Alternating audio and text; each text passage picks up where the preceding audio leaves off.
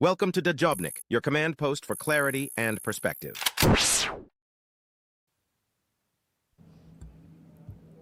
Good afternoon.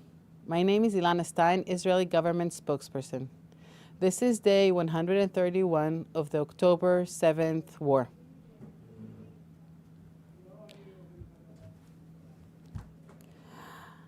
Today's briefing will focus on the latest from Israel's northern border.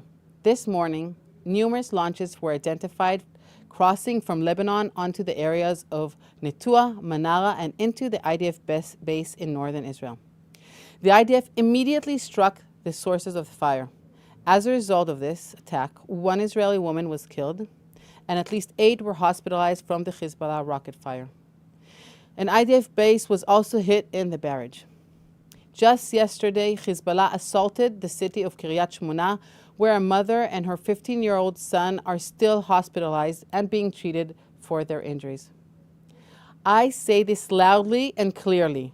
This can no longer be our reality. Earlier this afternoon, IDF fighter jets began a series of strikes in Lebanon. Further details will be released later today. As we have made clear time and time again, Israel is not interested in a war on two fronts. But if provoked, we will respond forcefully. The current reality, where tens of thousands of Israelis are displaced and cannot return to their homes, is unbearable. They must be able to return home and live in peace and security.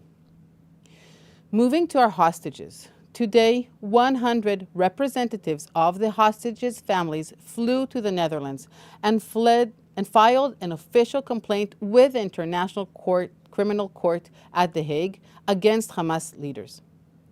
The charges detailed in the official complaint include kidnappings, enforced disappearances, sexual violence, torture, and other crimes. As you know, today also marks Valentine's Day. Instead of celebrating it with their loved ones, many spouses are left in the dark, wishing for one tiny glimpse of their wife, husband, partner, who are still held captive by Hamas in their terror dungeons. After 131 days, they must all come home now. At least one of the evil leaders of Hamas is hiding out in the southern Gaza Strip in these terror tunnels.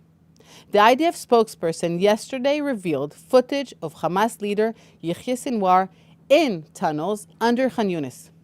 The clip, filmed on October 10th, features Sinwar in a tunnel scurrying underneath the southern Gaza city of Khan Yunis like the butcher coward he is, walking behind what appears to be his wife, along with 3 of his children, who are led by Sinwar's brother Ibrahim, according to the IDF. Sinwar appears healthy in one piece, carrying a bag and wearing Adidas flip-flops. One of his daughters is seen holding a doll. The rest of Gaza's children, however, are not so lucky. Hamas uses Gaza's children as human shields. Gaza's children do not have access to these tunnels to afford them the protection he offers his own family. Another video that was taken from Hamas surveillance footage from these tunnels that was recently retrieved by IDF troops operating in the area shows that exposes millions of dollars in cash in Sinwar's safe. This money could have been provided and could have been used to provide a better life for the children of Gaza, but Sinwar kept it for himself. That brings us to the end of today's briefing. Now I will be happy to take your questions. Thank you. First question from Joel Pollock. Thank you. First question from Joel Pollock from Breitbart News. South Africa filed an urgent appeal with the International Court of Justice to stop any Israeli attack in Rafah. The South African application cites the assault on Sunday evening, without mentioning that the operation was to free 2 Israeli civilian hostages. Can you comment on South Africa's filing? I find it very ironic that while we do everything in our power not to hurt civilians, and as we just saw, Hamas does everything in their power so that civilians will be hurt, that South Africa decides to be their advocate. It's like being the devil's advocate. So I will not respond to the actual comments that they have, but I will say that we abide by international law because we are a country in democracy, and we think it's very important to do so, and we do it because of our own moral compass. While Hamas is a terror organization that takes pride in butchering people and posting it on Facebook and other media. So I think South Africa should think about who they want to side with and how history will judge them. Thank you. Another question from Hannah Julian, the Jewish Press.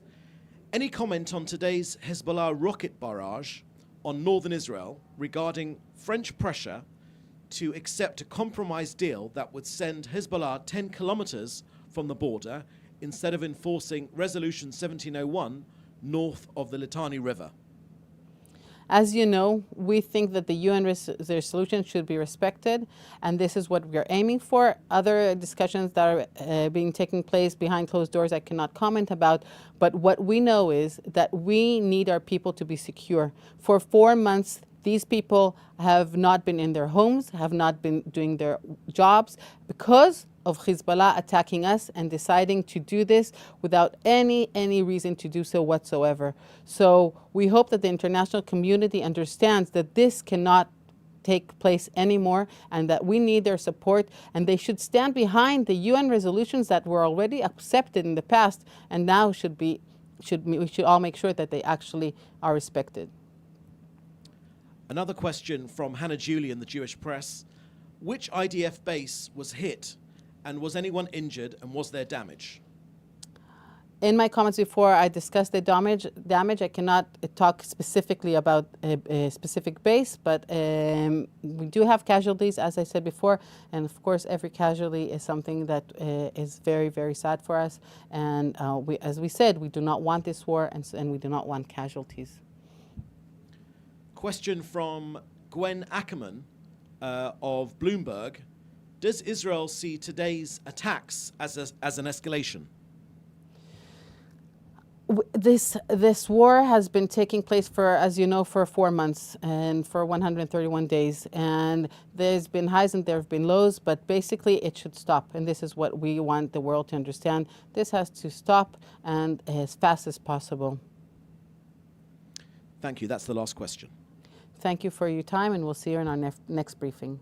Thanks for watching. Don't forget to like, share, and hit subscribe to stay updated with our latest content. Until next time, stay informed and inspired. This is Dejobnik signing off.